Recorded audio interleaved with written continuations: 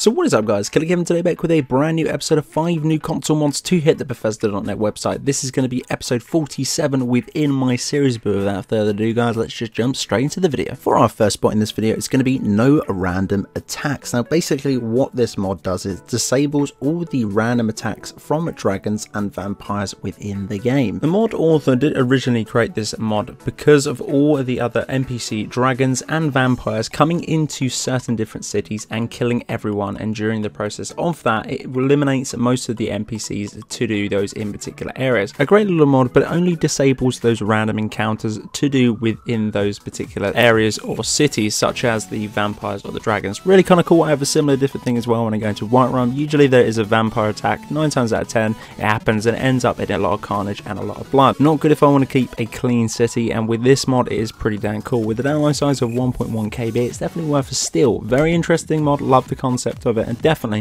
going to be adding to my favourite. And I know this is very frustrating when sometimes they do come to a village or city and start killing everything. For the second spot in this video is going to be the Elder Giant's home, and this adds a huge, and I mean literally a huge, giant elder home to the game. Once you've installed the mod, there should be a map marker on your map. Go to there, it's pretty easy to obtain as well. It's actually, I believe it's called the Elder Giant's home too.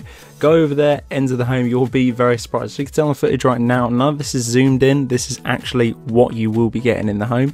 It's pretty cool. It definitely did make me feel like out of a movie. It was something fun and quirky, and I thought I'd introduce it into this video as well.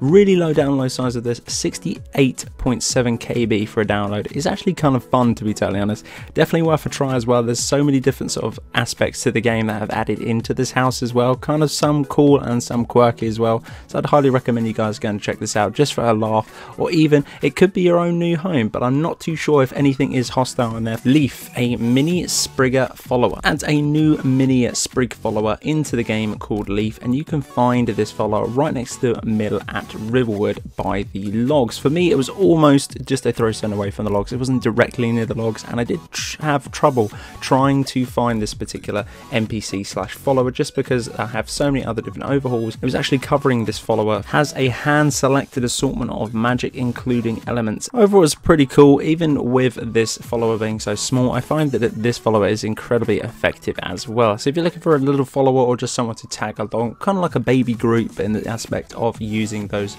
awesome spells, then it's not too bad. This is going to be a 12.4 KB download, definitely worth a steal and try out guys. A nice new little follower for you. For the penultimate spot in this video is going to be suits and tie armor. This was pretty cool, not gonna lie. It needs a lot of tweaking, but then again so does a lot of other of this author's mod. I've covered them prior to this video absolutely ages ago, and they have been ever so glitchy, pretty much like this one. So hopefully with a patch it'll be pretty damn cool, and once it has been patched it'll be absolutely finesse. This adds a load of different suits with and without ties in a few variations of colors. They are going to be black and blue as it stands at the moment, not too sure if there's going to be others added, and where you can get these is going into the forge and creating them all under the Daedric category. The model does not have viewed hands or view hands, so it is suggested that you do wear some sort of gauntlet over these, which kind of ruins the atmosphere of having the suit within the game just in general. The female uses the same suit model or the same model as these particular suits as the male would, and they pretty much work on the same part as well. So it's male and female, as I said before, with a few different tweaks as well to do with the sort of clipping and the texture issues. And it's not due to my load order, just because I've actually started a fresh game on my Xbox, and this was actually at the very top just below the unofficial Skyrim patch, and then it still had those clipping issues. Hopefully it will get fixed. If it does, absolutely brilliant. Cannot wait to see what Mewtwo has for us in the future. But again, 6.8 megabyte of a download, it's not too bad for what you actually get, and it is the thumbnail taker for this video. And for the last spot in this video is going to be Riverwood Cabin, no longer Anise. And what this does is it actually rips out the old Anise's home, which is kind of really small. Hopefully I said that correctly as well.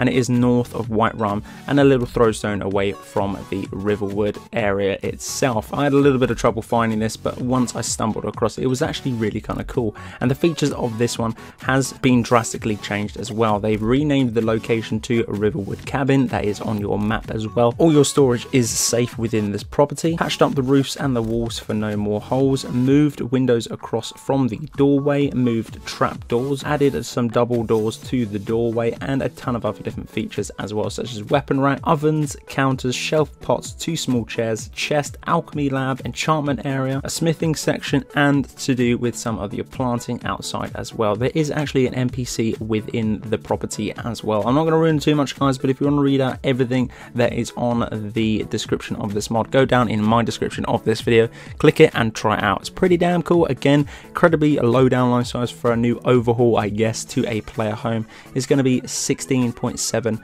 megabytes. Pretty damn cool. I enjoyed it actually, and it's worth trying. So guys, hopefully you did enjoy this episode. This has been episode 47 within my series. If you did, hit me up with a like. Let me know in the comment section below if you will be grabbing any of these mods. Share if you haven't, guys. It helps me out a ton. Subscribe if you're new. Click the bell to get daily notifications every single time I put content on the channel. But until the next one, guys, Killerkev here, and Killerkev out.